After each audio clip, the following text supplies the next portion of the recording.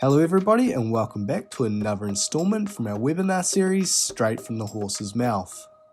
Life cycle assessment is a powerful tool to understand environmental impacts, whether that's a plastic bottle, a hamburger or a whole building. But when is it the best time to run an assessment? Lendlease is a global construction, investment management and development company with roughly a decade's worth of experience of conducting LCA assessments internally. Here's a sneak preview. But the challenge is that if we want to reduce our impact, if we want to have an impact on making that reduction, we actually want to do that early, before decisions are locked in, before we know what the building will be made out of, or even necessarily what shape it might be. So we need to make sure that we're leveraging LCA not just as a measurement tool, because at the end of the day, that's all it is. It's a measure. The power of life cycle assessment is using that measurement at key decision-making stages. And that's where you get actual change, is linking up that data with decision-making.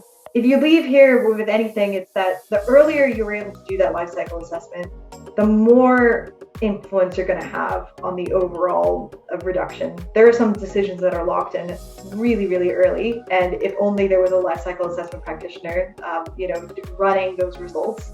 This webinar will focus on how to best leverage LCA throughout the project lifecycle, from crucial early stages, concept design, procurement, project completion, and beyond.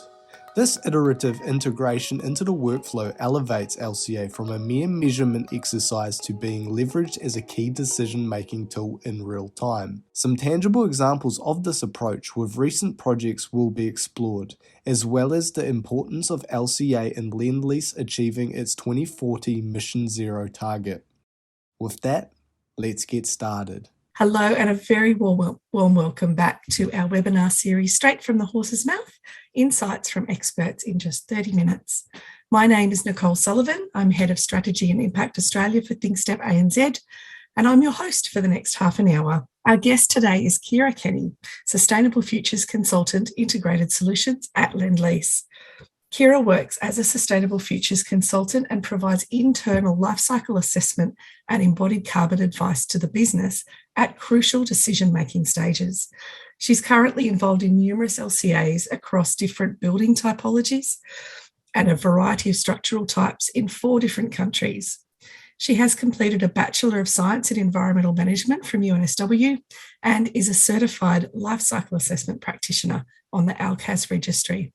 She's the co-chair of the Mecla Aluminium Working Group and, for her sins apparently, is also a member of the Building Services Working Group. Thanks, Ceire, for all that you do. She is incredibly passionate about sustainability and leveraging LCA as a tool to drive decision-making. So LCA is life cycle assessment, or it also sometimes is referred to as life cycle analysis. The key concept is that we have a metaphor for the whole product life cycle.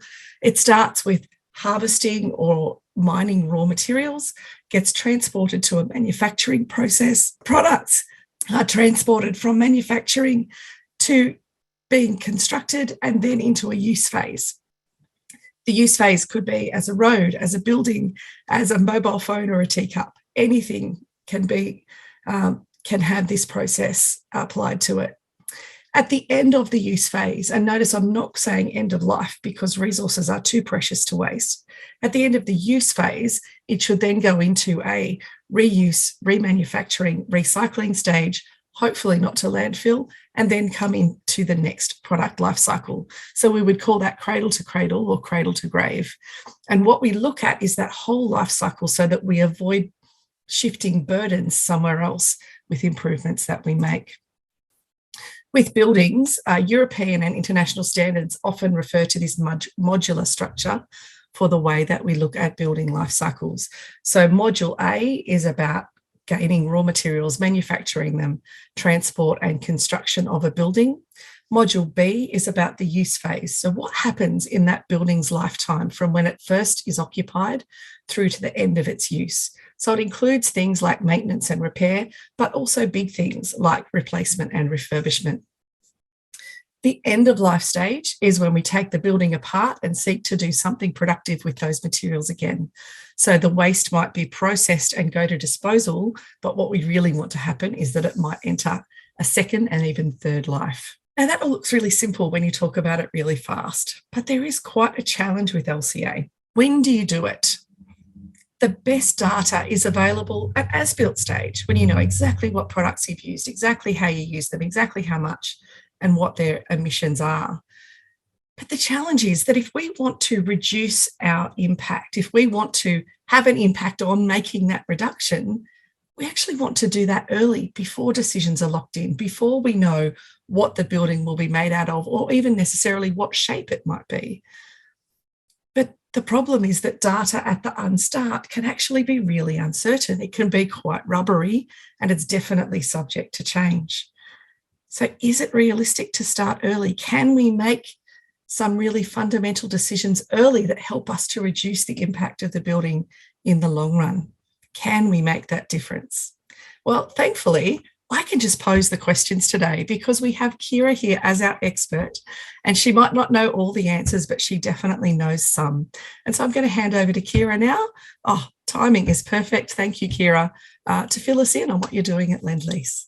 Hi everyone, my name is Ceire. I work at Lendlease as an internal life cycle assessment and embodied carbon specialist. And I'm here to talk to you about one of my favorite topics, which is doing life cycle assessment early and doing it in an iterative manner. Before I begin, I'd first like to acknowledge the traditional custodians of which I'm speaking on today, the Gadigal people of the Eora Nation, and pay my respects to elders past, present, and emerging. So for those of you who don't know Lendlease, a little bit of context, we are a large international organization that work across investment management, development, and construction. And my role internally, as Nicole pointed out, is to provide life cycle assessment and embodied carbon advice. And so Lendlease has some pretty ambitious sustainability targets, and we're the technical experts that will help us get there. So what are those sustainability targets? Well, I'm glad you asked. We are a 1.5 degree aligned company, and our mission zero targets have two environmental targets to them. So the first is net zero carbon by 2025. That is for scope 1 and scope 2 emissions. And the second one is for 2040, where we have an absolute zero carbon target. That's for scope 1, scope 2, and scope 3. That's all the scopes. So that is all of our emissions. And the significance of absolute zero carbon means that we're getting there without offsets, and as I like to say, without excuses. Now, these are pretty ambitious, which means that in order to get there, we're going to have to change the way that we do things in a significant way. And the biggest part of that challenge is going to be our scope 3 emissions. 80 to 90% of Lendlease's emissions are actually in our scope 3, and the majority of that comes from the emissions associated with our building materials. So this target will mean that we need to change the way that we design, the way that we procure, the way that we engage with our supply chain, and change financial models. For example, looking into circular economy models. And life cycle assessment is going to be a vital tool in this journey, not only in the measurement, and it plays a really important part in the measurement, but if you look at some of the things that we need to do, a lot of that comes down to workflows and decision making. So we need to make sure that we're leveraging LCA not just as a measurement tool, because at the end of the day, that's all it is. It's a measure. The power of life cycle assessment is using that measurement at key decision-making stages. And that's where you get actual change, is linking up that data with decision-making. So what does that look like? Well, one of the cool things about the targets being set, I actually started before the targets were set, and I'm now working it afterwards, and I saw just a huge shift in the way that we dealt with embodied carbon and sustainability. Traditionally in the industry, when we're looking at excellence and sustainability, it's been more of a bottom-up approach. So you'll have individual pockets that are, or individual projects that are doing well. Whereas a top-down approach looks like this. You have the climate targets up at the top, setting that flag on the hill of here's what we're going to do. And then each region that we work in, so we work in Australia, the US, Asia, and Europe, all of those regions have to set a decarbonization roadmap with set milestones for which they're going to be doing the following things to get us from here to zero. And then that leads to supply chain partnerships. So the supply chain partnerships are being done at a national and an international level, where we're identifying, okay, well, to get there, we're going to need suppliers that are also going on the same trajectory. So to get to where we need to be at 2040, we can't turn around at 2039 and assume that our supply chain has done all the decarbonization. We need to engage with them now and to work out who our strategic partners will be to go on that journey with us. And then that leads to good design guidelines and minimum sustainability standards. So what those do is they, like, clearly and consistently across the business, let project teams and decision makers know, what does excellence and sustainability look like, and what do I need to do with my own decision making and my own role to get there, and what are the minimum sustainability standards across the board, making sure that I'm hitting those minimum sustainability standards that are in line with the decarbonization roadmap at that stage for that year. And then that leads to good development briefs and project targets. These are project targets that are ambitious yet viable, that are aligned with our overall trajectory, and they are clear and well-defined, and they target the things that actually matter. And then you get all the way down into material specification and supplies. That's like at a project level. You've got those specifications for low embodied carbon targets, and you know what the project teams know what they have to do to fit into those targets that were set for them. So I've said the term iterative lifecycle assessment a couple of times here. What does that actually mean? Well, it means that you're doing lifecycle assessment over and over again. And it's not because you like doing it, because, you know, maybe you do, but you're doing it because you want to do it at the same stages that you're making those decisions. So at a strategic level, at a portfolio level, at a company level, lifecycle assessment will be used for your scope 3 reporting and for making those sort of portfolio level decisions. But at a project level, let's have a look at what that looks like. So at opportunity and origination, when the project is just a little seedling of an idea, that's when you're leveraging your benchmarking information to be able to run that preliminary life cycle assessment. As Nicole said, you don't always have great information at this stage, but you can't let perfect get in the way of good. And that's why it's really important to have internal benchmarking available so that you can start to do these assessments early on and identify key risks, opportunities, and to be able to set those targets that are ambitious yet viable. And then we get to early concept design. This is when a lot of stuff is happening, right? A lot of decisions are being locked in. Should the building be made out of steel or concrete or timber? What happens if I move my lip core around or change the thickness of my slabs?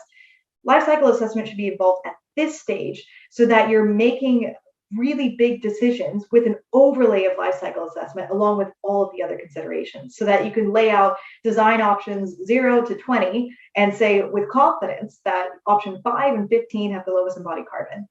One of the magical things about life cycle assessment for me is it removes assumptions, assuming that that design or that option is going to be more sustainable, and actually having the scientific data to say, yeah, we've looked and this is the more sustainable outcome, and that's the one that we're going to go for. Now that you've set that reduction roadmap and identified the works packages where you're going to do decarbonization, you then include all of that into the specifications, and that's where you get to procurement and subcontractor engagement. Also really exciting and important phase. So this is when you're making those procurement decisions on site, and iterative and fast lifecycle assessment will allow you to do a side-by-side comparison of the suppliers. So you can say to a project team, yep, between supplier A, B, and C, supplier C is going to get us closer to our target, or no, they're all kind of the same. You can choose whichever one works from a price and a quality point of view.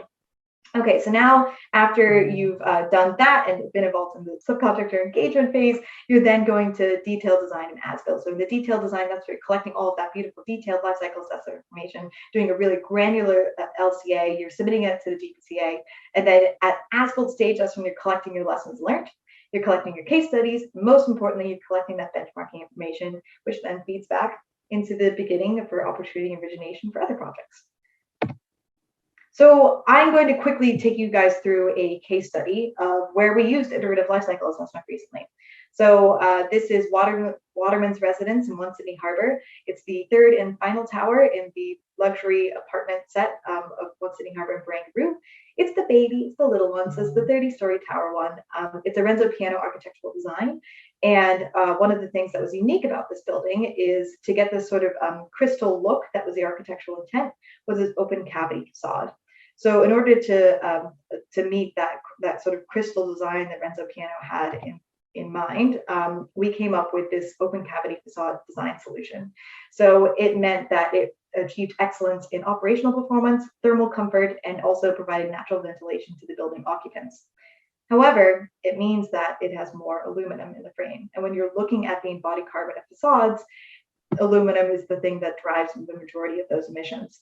So I'll say that One Sydney Harbour is a good case study because we did use iterative LCA for decision making, but it's not a perfect one. And to be fair, Barangaroo, we started this journey back in 2010. We are so much further along in our LCA processes and how we incorporate it into workflows now than we were then. But this one's actually like getting to completion, so that's where we're using it. So in a perfect world, we would have been included right there with the architectural intent, but we were involved pretty early for LCA consultants on this one, and it meant well before Tower 1 had even finished its design, we were doing early reduction roadmaps. And in those roadmaps, we identified we absolutely need to do something about reducing the embodied carbon in the facade for these buildings. We then did a scan for what solutions are out there for low embodied carbon aluminum in facades, because it hasn't been done before in Australia. So how do we make that work? We then went on a very intensive supplier engagement journey, which took 2.5 years and included a huge range of stakeholders. And I'll get into that in a minute. And that's probably the part of this project that I'm most proud of. And then we were actually able to deliver it. So Waterman's Residence Tower 3 is, as far as we know, Australia's first low embodied carbon aluminum being used on a facade for that scale. So that's pretty exciting to be able to say. So what is low embodied carbon aluminum? For those of you who don't know, the smelting process is the part that makes it really emissions intensive. So low embodied carbon aluminum either has high recycled content or uses renewable electricity. So one of the first things we did was, okay, this is a big part of our roadmap. We started running tons of different scenarios with different low embodied carbon solutions that we knew were on the market, and then mapping that back to our original reduction trajectory. So we found a few that we thought were viable. We used EPDs, or environmental product declarations, to help inform that analysis, which was incredibly important. So EPDs are really important to my role and what I do. So if you're out there and you're thinking about getting an EPD, absolutely, because that means that you'll probably end up on one of my roadmaps, because I actually can confirm your emissions intensity. This is the important part. This is the engagement and how this actually happens. So we included low embodied carbon aluminum in specifications in early tender conversations, really as soon as we could.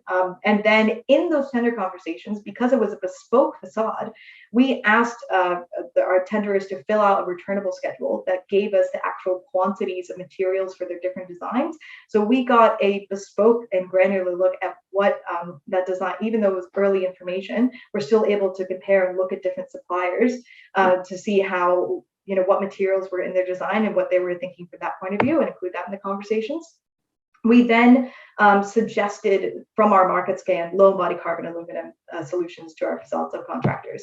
At the same time, we knew that Lendlease UK was looking at doing low embodied carbon aluminum in their facades, and we're actually able to do it. So we said, well, let's leverage that international precedent that we have and try and apply that same solution in the Australian market. It did not work. And that's part of these journeys, is that you're going to have a few dead ends, and maybe you might hear a lot of no's along the way. So we found that applying the same European solution in an Australian market was cost and program prohibitive. We weren't deterred by this, because we really wanted to make this work for One Sydney Harbour. So we refined our questions. Instead of suggesting specific products, we then asked the subcontractor to look for the low embodied carbon technology instead. So said, like, can you actually map out for us where your aluminum is smelted, and if there's any supplier that you have in your supply chain that uses recycled content or renewable electricity. It turns out they did. So there was a smelter using hydroelectricity in their supply chain, and we were able to sign a preferential sourcing agreement and get a 34% reduction in our facade, which is huge for a works package that usually only ekes out a couple percentage points here and there. So that was a big learning curve for us, and it was a long process, maybe 2.5 years to get that across the line. Our project team learned a lot, we learned a lot, our suppliers learned a lot, and we were able to achieve something that we were told wasn't possible. So that was kind of cool. There was tons of other things that we did from One Sydney Harbour, but in interest of time, I won't go into it too much. There was cement replacement, there was electric arc furnace, low embodied carbon aluminum facade, and a bunch of climate active carbon neutral requirements. And so we got to a 17% absolute reduction and a 60% net reduction, which is great. It's a good outcome. So this process was not without its challenges. Facades are incredibly complicated. Like if we were looking for sustainability initiatives, this is a really complicated one to do because they have a really complicated job to do, both from an aesthetic and an operational performance point of view. It was a new conversation for our supply chain. It was a new conversation for us. The emission source is not in the direct control of our supplier. So in this instance, we were talking to our supplier's supply chain, and there's going to be tons of works packages as the industry starts to decarbonize all of our buildings that are going to have the exact same issue. So that required a little bit more lead time, making sure that they had the time to actually go back and do that investigation of something they probably didn't know beforehand. And I think the two biggest ones, when we're looking at decarbonizing, sometimes it's not necessarily a technological hurdle to overcome, but a cultural one. We had to change well-trodden paths, and we had to hold people's hands through uncertainty. We didn't have a precedent in Australia to point to. So overcoming that uncertainty and letting them know that it was okay, that there was that uncertainty that we were going to work through together, was a really big part of the conversations that we had. Some of the drivers for success: the bespoke measurement returnable schedule. And I swear, I think I did 13 different versions of the reduction roadmap for this to make sure that we were on track with every decision we were making. So important, because I was able to clearly communicate to the project team how the decisions they were making were changing the results up and down. Specification language, getting really good at making sure it was ambitious and specific, but not prescriptive. Supplier engagement, as I said, a lot of persistence, a lot of clarity, and a lot of making sure that that was a collaborative conversation, like meeting our suppliers where they were in their journey and going from there. We did get lucky in the fact that there was an existing solution in our supplier's supply chain, but you wouldn't know unless you asked, right? In this particular case, it was not program or cost prohibitive, and we leveraged precedent from our international counterparts. So those were all drivers for success, I would say. Some key takeaways. So if you leave here with anything, it's that the earlier you were able to do that life cycle assessment, the more influence you're going to have on the overall reduction. There are some decisions that are locked in really, really early, and if only there was a life cycle assessment practitioner, running those results early on, then that would have made a different decision outcome. So that's really important, that it's not just done at the end and at the beginning, but it's done in the middle as well, anywhere you have decisions. Meeting your business and supply chain where they are is incredibly important, because supply chain partners will be just absolutely vital in this transformation. And then we leverage external resources and collaborate a lot. MECLA is a really good example of where we're doing that, and collaborating. This is a huge journey, and it's going to be so much stronger if it's taken together. The consistent data and metrics is incredibly important. It is going to be a huge part of us getting to 2040, and is a really big part of us being able to help inform decision making, even early on when you don't necessarily have the perfect data available. And most importantly, don't let what you can't do stop you from doing what you can. So just because you're involved in a certain stage doesn't mean that you can't still have influence. Although it's best to do it earlier, there's still things that you can do. So wherever you sit in the puzzle, whatever decisions are coming across your desk, look and see, okay, well, where can I make better decisions here? And who can I influence around me? And what type of things do they care about? And what type of levers can I pull to make sure that I'm bringing them into the conversation? They understand how important this is, because this isn't something that's, just sustainability professionals are going to be doing anymore. We need a large cast of stakeholders, and it's going to become part of everyone's job, because it's going to create huge amounts of transformation in the industry. We have a lot of fabulous questions coming in. So, Ceire, I'm going to skip my pre-prepared questions because I just want to get through these ones that the audience is asking. Some are short, some are longer. Let's start with some easier ones, I think. The first one is, are you going to consider all of your emissions? When you talk about a Scope 3 target, are you considering all of your Scope 3 emissions? Yep, upstream and downstream. And at the moment, we're actually mapping that out for our businesses, because we've got a development, construction, and investment management business. So we're sort of mapping out what those Scope 1, 2, and 3 emissions look like for all of them. So yeah, when we say absolute zero, we mean absolute zero. All of our Scope 3, Scope 1, and Scope 2 without offsets. And do you have all the answers as to how you're going to achieve that yet?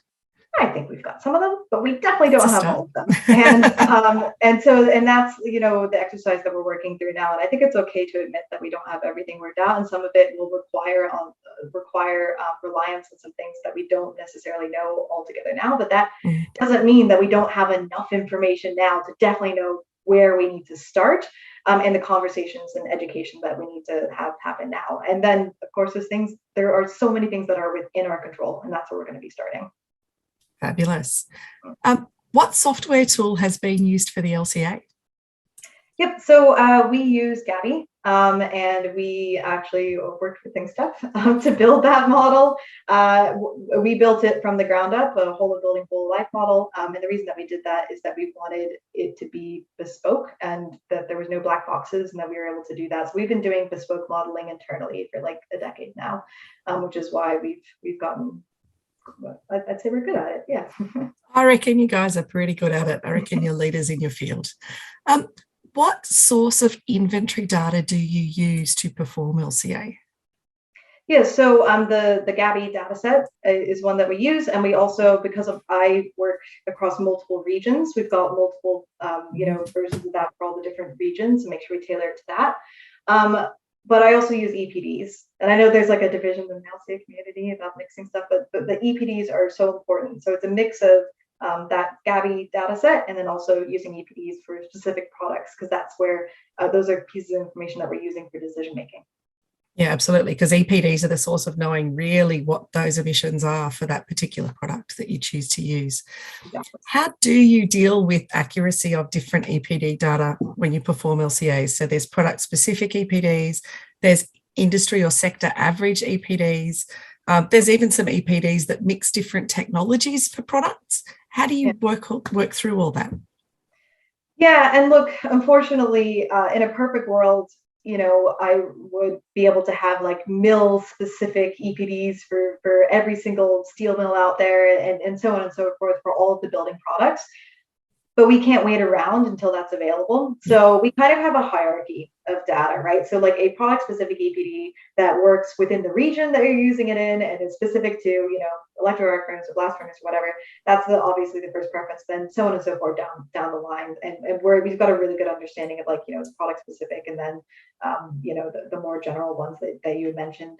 So yeah, we use the best that's humanly available. And if we feel like we're missing something, I just talk to the suppliers and be like, hey, we need more data on this thing. Can you provide it to us? And you'll be surprised how willing, especially in tender phase suppliers are, to provide you that data if you ask for it. I think that sometimes we're just, it's not that things aren't possible, it's just that we haven't asked the right questions to the right people. Yeah. Are suppliers in general keeping up with the need to consider LCA to provide that data? And how do you determine a good supplier over a not so good one? Look, I'll say that your supplier conversations, just like LCA, have to be iterative. So I've had some suppliers where the first conversation I had with them did not go well. And then they ended up, not only meeting those sustainability requirements, but exceeding them. And so I've been pleasantly surprised by some suppliers that have approached us and other suppliers that when we ask them, they're like, absolutely on board. We know that this is a huge mega trend and you're not the only ones asking for it. I think I usually, whenever I meet suppliers that aren't necessarily on board or they're like, oh, well, cost and this, that sort of thing, I'm like, look, I'm telling you this not because I'm trying to force you to do something. I'm letting you know that this is going to be important for us today, tomorrow, and into the future, not just Lendlease, all of our competitors. And, it's easy to flash up like the MECLA slide with all of those organizations that are in there. And it's like, oh, it's like Stockland and Murdoch and Built and Lendlease. Like this isn't a small thing anymore. Plus you've got Neighbors is doing things, PVCA is doing things. There's such a huge movement and it's easy to point suppliers to say, well, actually, I may be the first person to ask you this, but I definitely won't be the last. So you can either come with us or not, up to you, but we're only going to be partnering with suppliers that are going to go on this journey with us. And once you lay it out that way, I find that suppliers are like, we're going to look at investing into this because we don't want to be left behind. Yeah, there are so many questions. I really wish we could get to them all. Should we be willing to prioritise aesthetics of a building less if it means we get better environmental outcomes? This is a huge one. Great question. So, because, I think in the past, it's always been architectural intent is king, and then everything else after that is kind of, an afterthought. We can't build that way anymore. And there's recognition that we can't build that way anymore. I don't want us to build ugly buildings, right, where they're all like the same, right? But I think that there is definitely ways that we could build something that is aesthetically pleasing and low in body carbon. I think it's just that, you know, in this business, we can be pretty siloed or on our own little corners, but you need LCA professionals talking to architects and to designers and to engineers.